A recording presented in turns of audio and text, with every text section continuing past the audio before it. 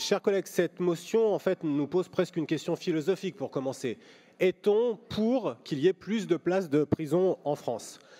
De prime abord, on pourrait se dire oui, il y a 78 000 détenus pour 62 000 places, donc c'est qu'il y a un problème.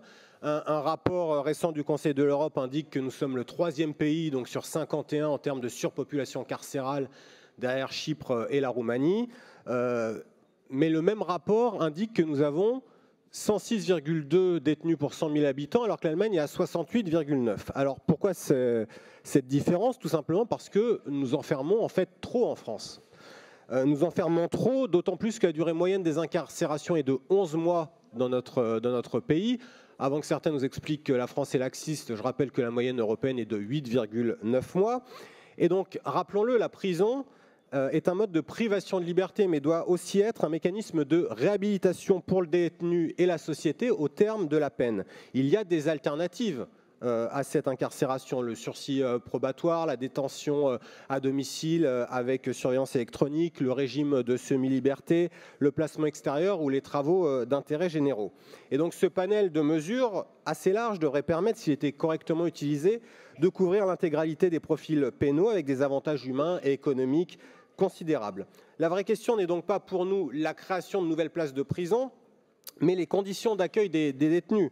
Dans la majorité des maisons d'arrêt de notre pays, il y a 3 détenus pour une cellule de 10 mètres carrés et plus de 3000 détenus dorment sur des matelas à même le sol. À cela s'ajoutent des problèmes d'insalubrité que tout le monde connaît, de manque de douche, de toilettes. C'est une situation qui fait honte à notre pays, comme l'a déjà plusieurs fois rappelé le contrôleur général des lieux de privation de liberté, des ONG, des rapports parlementaires. Alors, cette motion, est-ce qu'elle répond à cette problématique ? Malheureusement, pas totalement.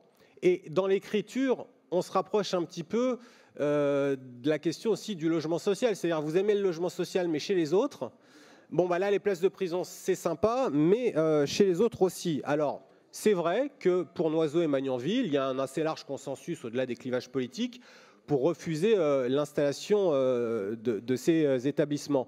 Ce que je ne comprends pas, par contre, c'est que vous nous indiquez l'agrandissement et la rénovation de la prison de Fresnes. La rénovation de la prison de Fresnes, c'est clair qu'elle en a besoin, mais l'agrandissement, ça a été concerté avec qui ? Vous nous expliquez que c'est consensuel, mais c'est consensuel de quoi ? Alors, il se trouve que Marie Chavanon, la maire de Fresnes, elle est socialiste, donc je vais passer un coup de fil.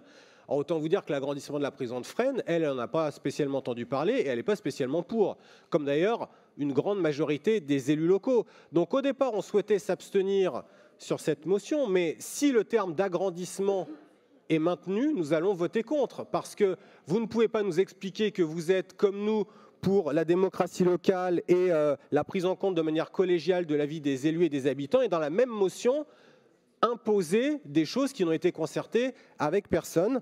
On attend une réponse sur cette question de rédaction, et nous voterons au moment du scrutin public en fonction. Je vous remercie.